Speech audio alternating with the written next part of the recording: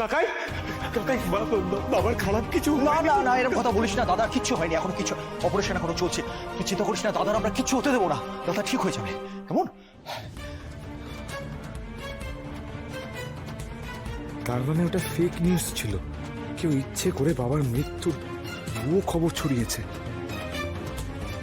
ঈশান sir, দেবীমা মা মন্দিরে ব্রত করছে জাদুকর, এবার দেখবে সব ঠিক হয়ে যাবে। ওদিকে মায়ের ব্রত কমপ্লিট হবে, এদিকে বাবার অপারেশন সাকসেসফুল হবে, তুমি দেখে নিও। ঈশান, অনু অনু কি হলো? অনু অনু তুমি এখানে কি করছো? আমি বাবার খবরটা শুনে এখানে চলে এসেছি। ঈশান, একটু আগে চলো বাবা।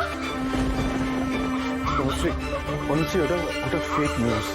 হ্যাঁ, বাবার অবস্থা ক্রিটিক্যাল, কিন্তু বাবা ঠিক আছে, কিচ্ছু হয়নি বাবার।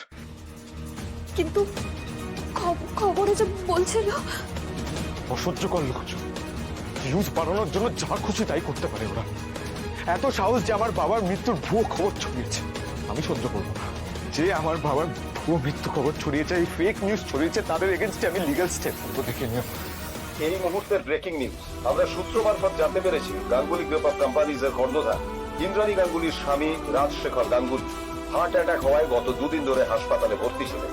আজ খানিকক্ষণ আগে হাসপাতালেই তার মৃত্যু হয়েছে। এটা আমি কি করলাম?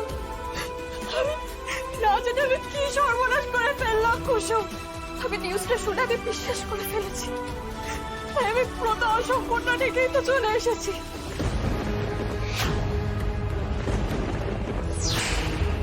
ওদিকে ওদিকে মনি নিশ্চয়ই এখনো মন্দিরে ব্রত পালন করে যাচ্ছে, আর এদিকে এদিকে আমি আমার কাজটাও সঠিকভাবে করতে পারলাম না। এখন কি করবো আমি? আমি মনিকে গিয়ে কি করে বলবো যে আমি আমার ব্রতটা সম্পূর্ণ করতে পারিনি? তুমি কিছু না বলতে পারলো, আমি তো এক্ষুনি গিয়ে ঠিক জায়গা মতো সবটা বলবো। আর সব তো ঠিক মতো হচ্ছিল। আমি শেষ বাড়িতে ভিক্ষাও নিতে গেছিলাম, ওখানেই আমি আমি নিউজটা শুনে আমি বিশ্বাস করে আমি ভয় পেয়ে গেছিলাম, আর আমি আমার হাত থেকে ভিক্ষের সমস্ত জিনিস পড়ে গেছিল, আর আমি আমার মৌনব্রতটাও ভেঙে ফেলেছি। এখন কি করবো আমি? আমি তো আমার ব্রতটাই সম্পূর্ণ করতে পারতাম না।